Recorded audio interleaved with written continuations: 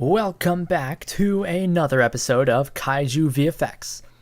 Today, as requested by Patreon supporter Mason Ramon, we are going to be recreating Ultraman Gaia Supreme's Ray. Not sure what the actual name is. I'm sure Yao Yao 9 could tell me, but we're going to roll with the punches. So to start off, we have a crude animation, I will admit, of Ultraman Gaia getting the beam ready. And this whole effect is going to be divided into 4 parts, basically. We have first motion, where Gaia lifts up his right arm and his left arm is at his chest. Second motion, where he brings his arms together at the midpoint and then raises his left one up and puts down his right.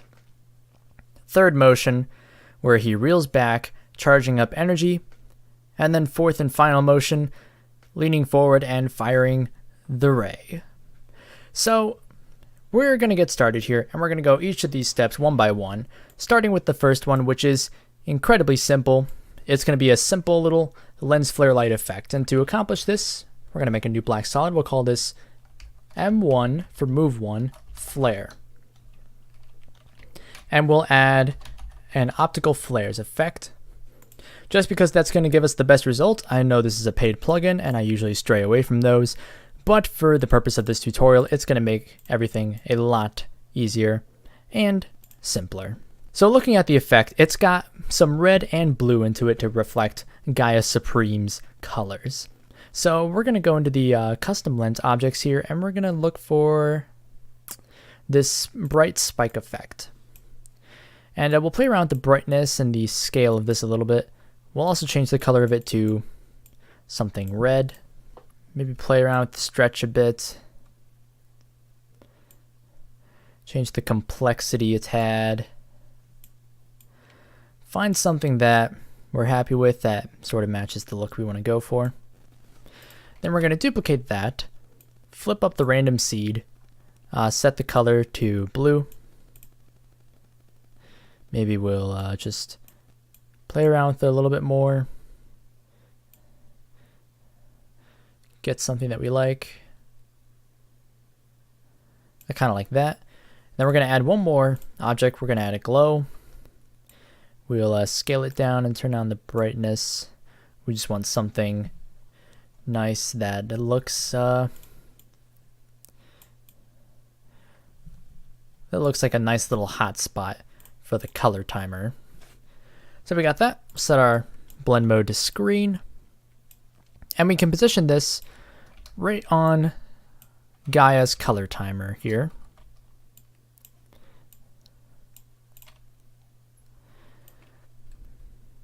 So we'll go to the exact time that we want the flare to light up. We'll start the layer here, animate the brightness, go forward a couple frames.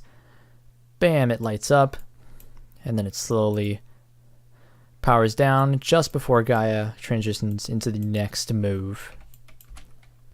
So that looks good. Well, what we can also do is add a little bit of animation evolution here. So we'll just set some keyframes for that. Just add a little bit of subtle animation. We'll animate the rotation offset a little bit. And just rotate that a bit so that the flare spins a little bit as it's activated. And then finally we'll add a little bit of flicker just to give it a bit more life. There we go. We can even go into the lens flare options and add a lens texture, maybe messy, just to give this a little bit more of a cool look.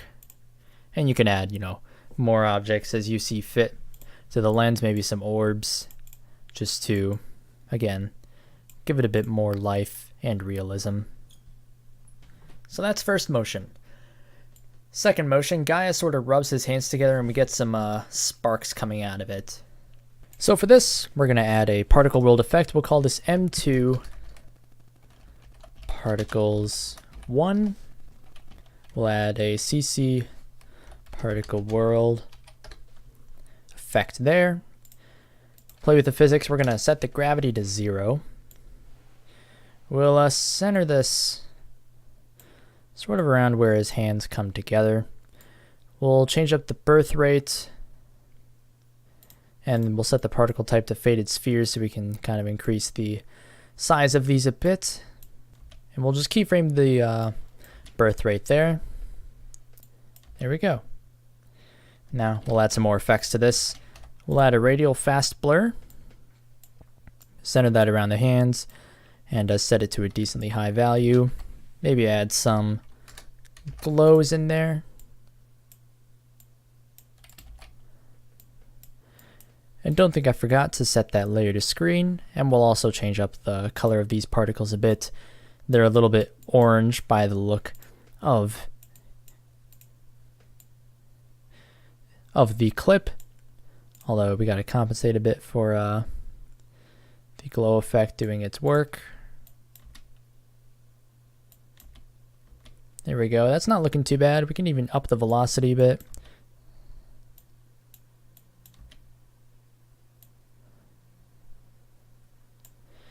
Maybe lower the longevity.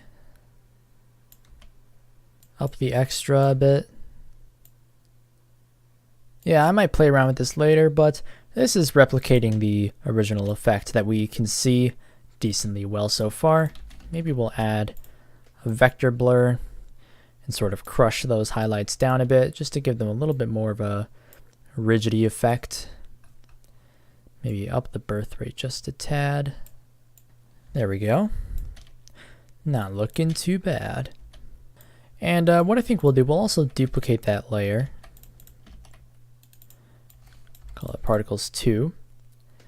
And let's go ahead and just disable all these for now. And so what I'm going to do in this one, we'll set the particle type back to lines. We'll lower the birth rate.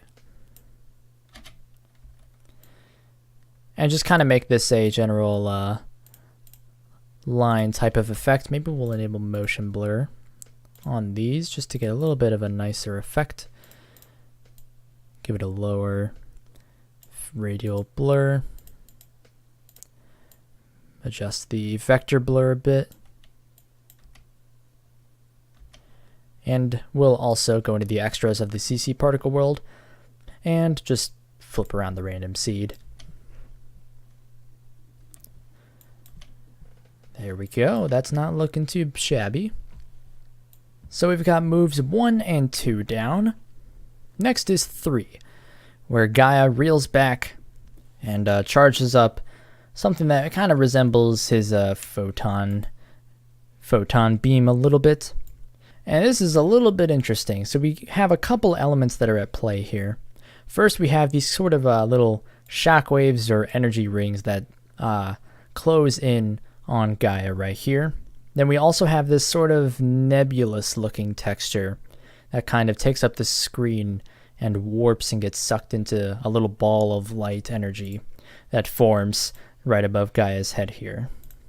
So first, let's focus on that little nebula shape going on.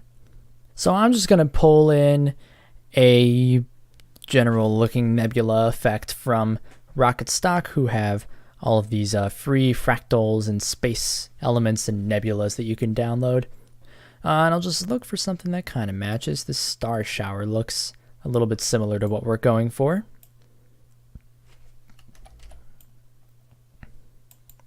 Yeah, that's looking nice. So let's set the blend mode of this to screen real quick. Now to sort of get that bending look as it warps back into Gaia's hands here, we're going to use a rather odd effect. We're going to use polar coordinates. And if we increase the interpolation on this effect, you can see it does this weird effect where it warps the whole image. The way polar coordinates works is that it works off of a conversion type, either polar to rectangular or rectangular to polar. So if we change this, for example, to rectangular to polar and up the interpolation, you can see that it warps this rectangular video layer into a circular shape. Now, obviously, because this doesn't have a defined 3D spherical texture, it looks like garbage. But we're going to use this to our advantage here. So instead of rectangular to polar, we're going to stick with polar to rectangular. And this basically works in reverse if you were changing a spherical looking layer into a rectangular one. So we'll kind of angle this as best we can, because I want it to look like it's getting sucked in there. So let's try to angle it somewhat like this. Alright, so I've got a position that works decently well, so we're gonna go ahead and find where we want this effect to stop warping, and set a keyframe for the interpolation. We'll go back to like right before Gaia draws back his arms, right around here, and we'll just bring that down to 0. So now the effect sort of warps as Gaia reels that back. So we're going to animate the opacity here, so we'll set it to 0 just after the interpolation finishes animating. And we will keyframe it again to start appearing right before he moves back. Now this looks a little bit cheap right now. Just you can tell it's a video covering up the whole screen. And, well, yeah. So we're going to do a couple things to sort of rectify this. First off, we're going to just add a little bit of a mask. We'll kind of go around Gaia right here. We'll set this to subtract, and we'll feather it out a bit. But uh-oh, that totally messes up our effect. That's because the mask is basing itself off of the video before the polar coordinates is applied. So what we're going to do to fix that, we'll just delete that mask real quick. We'll pre-compose this, add all attributes, and we'll call this M3 Nebula. We got to reset the blend mode to screen. And now we can draw that mask around Gaia. Hit subtract, feather it out.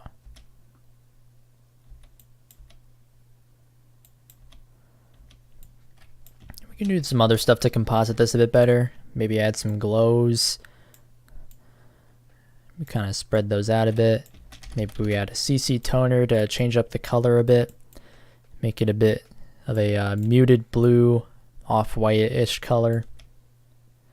Because it looks a little bit blue on the original footage. Let's add a camera lens blur, because it looks a little bit unfocused in the footage. And maybe we'll also add a turbulent displace. And we'll make the size relatively big and a big size, and we'll just animate the evolution of this a teeny tiny bit, ever so slightly, as this gets animated. Maybe not that much. Maybe we'll bring it down and bring the size down a tad. Just something that gives it a little bit more life. Alright, we're getting somewhere now. So the next element to the third movement is, as we went over before, there's sort of these little energy rings that get sucked into this energy ball that is being formed. So to accomplish this, I am going to utilize some Shockwave elements from Video Copilot, and there are some that you can get for free from Video Copilot's website, so I'll be using one of those, since those are ones that you will have readily available to you. Let's go ahead and use this one.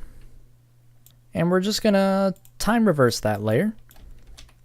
We'll add a CC toner, colorize this to be kind of the reddish orange, scarlet looking color that it is. We'll add a radial blur, just to make it a little bit more circular looking. Maybe a glow. Can play around with that as we want. Set the blend mode to screen. And then we'll just kind of animate the scale of these.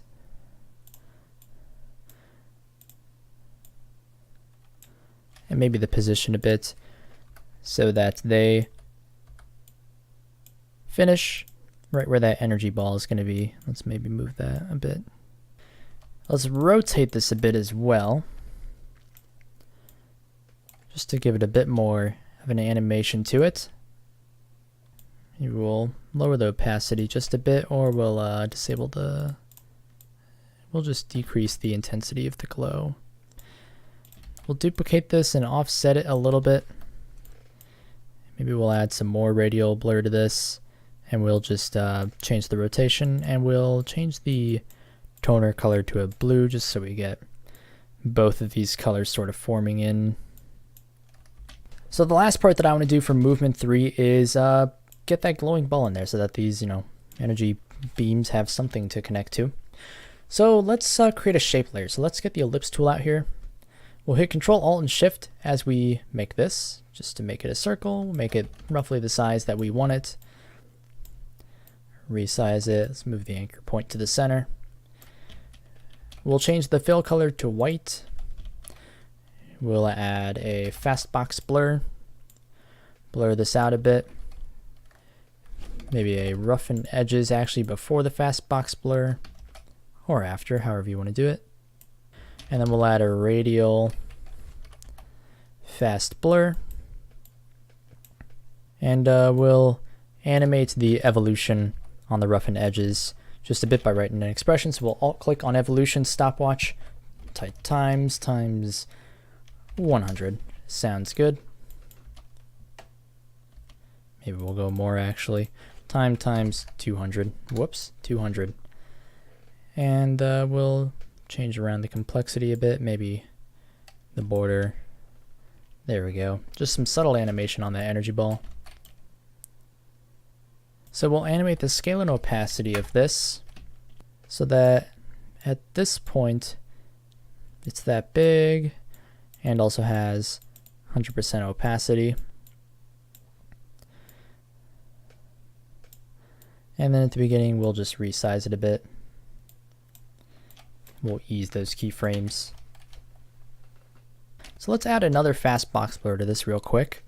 We don't need to do anything with it yet, but what we're going to do is we're going to animate this glow sort of dissipating as Gaia goes to shoot the beam, because it sort of comes together in his hands.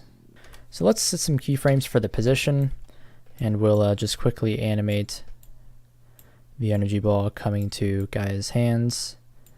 Make adjustments as needed. So we'll animate the center of the radial fast blur just to ensure that it stays centered within the energy ball as we move throughout the animation. Maybe we'll keyframe the amount a bit as well and just have it glow a little bit brighter. And we'll also keyframe the blur radius of that second fast box blur we added so that as we move about on this animation here, let's set keyframes for these right here as well. We blur it out a bit and the glow just becomes a little bit more dispersed. Perhaps not until the end. There we go. So this effect's really starting to come together now. Again, we're focusing on the effect here, not the shoddy animation that, definitely wasn't done in Gary's mod, because that's all that I know how to use. So on to the final step, the beam. The beam. Everyone's favorite part, what you all came here for, probably. So to accomplish this, Gaia Supreme's beam is just a simple specium ray. So let's go ahead and call this P4 beam. And I totally forgot to rename our other layers in the process, just so that we can keep track of everything that's going on. So let's go ahead and add a particle world to the beam layer. And we're going to set the animation type to fire. Let's go ahead and solo this just so we can work out the logistics of the beam going on here. So let's set the velocity to 0.4. We'll up the gravity, play around with the producer settings. We don't need any Z radius in this emitter, but we do need some X though. And then so let's go into the extras tab, play around with the effect camera. Maybe we'll lower the producer size of X. We'll also get rid of any extra on the particle physics. Okay, let's unsolo that. And we will move this into position. The beam is pretty thick compared to most standard ultra beams, so actually maybe we'll increase the X radius a bit. Now we gotta decrease the gravity, of course. So there's the start of our beam. We can play around with the angle a little bit just to make that match a bit better. So let's change the beam to, instead of these super defined lines, be a little bit more distinguishable. Let's change the particle type to faded spheres. We'll up the birth rate, and we'll also enable motion blur on the layer. Just makes it look a little bit more natural. We can also add a radial fast blur and anchor it behind Gaia, except that looks a little bit ugly. So let's ditch that idea and go for a better one and add a directional blur and change the direction to about 90 degrees and blur it out a little bit, maybe. Play around with it a bit. Maybe a vector blur to crush in those highlights a tad. So the beam's a couple colors, it looks like. It's sort of a bit of an orangish color. It's also got some purple in it. So let's go ahead and actually set a custom color map for this beam. And we'll just add some of these colors in. Maybe we'll make this whole thing this sort of orangish color for now. Sprinkle in some yellow perhaps at a couple of points in the lifespan. Change around the longevity. So let's add some glows to this. Increase the radius. And set the blend mode to screen, of course. And then let's duplicate this. Go into the extras and flip up the random seed. We'll change the color here in the color map to some purplish colors. Again, just kind of playing around with it. And we're going to lower the birth rate on this one. But we'll change the size of these. Maybe disable motion blur for the time being. And just see what kind of results we can get. We're kind of getting that effect there. Maybe we'll increase the birth size and up both the vector blur and that directional blur. And so one last part, there's sort of this bright yellow base to the beam. So let's duplicate that first one again. And this time we're going to go into the particle and we're going to change the type to lines again. Let's just go ahead and disable all the secondary effects. We'll keep the birth rate around there. Set the transfer mode to add, perhaps, maybe screen. We'll go into the custom color map and we'll change most of these colors up to be more of a yellowish, closer to white, instead of that orange that we had before. Add that directional blur back in, perhaps, maybe lower the opacity. There we go. That's looking pretty nice, if I do say so myself. So the last step to this beam is we're going to add a lens flare. Again, back in optical flare, so we'll call this before flare. Set this to the top. Add optical flares. And we'll just clear everything, make our own little lens preset. I've got one from Zone Fighter that I can use, just this sort of generic flare. Set the color of this to sort of a yellowish orange. So we'll go into just a couple parts here and sort of rotate everything so that the flare looks like it is vertical. Play with the stretch a bit. Something like this is looking good. Maybe we'll de-stretch that initial glow a bit as well. Set the blend mode to screen. Maybe we'll change the color to a purple. I think it's a little bit more purple in the film. There we go. So we'll just do a simple animation. Starts to light up just as soon as Gaia brings his hands together. Gets super bright. Then we lower it back down. And we add some fast flicker, I can English, flicker, in order to get that beam to look a little bit more lively. And there's the effect that we made in full. As always, I fully encourage you to experiment more and, make this effect something even cooler than what I can do. But that's just a quick look at how to make Ultraman Gaia Supreme's beam that he uses to destroy Zorlim from the inside out. And I'd say we recreated this effect pretty well, save for a perhaps less than stellar animation, but this is KaijuVFX. We're talking about the effects here instead of the animation quality itself. So I hope you all enjoyed. and I thank you very much for watching. And if you want to see your video requests for KaijuVFX made at top priority, then consider giving us some support over at patreon.com/DaikaijuLegends. Or if not, sound off in the comments on what you would like to see next, and I will add it onto the quite long list of effects that people want to have done. So that's it for now. I will catch you guys here next time with whatever it is that I have to offer.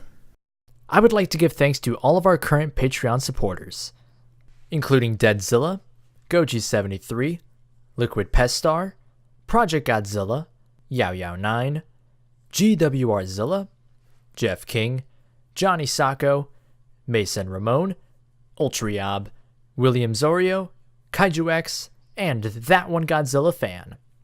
If you want to see your name at the end of each of our videos as well, in addition to some other awesome rewards, then be sure to stop by patreon.com/DaikaijuLegends.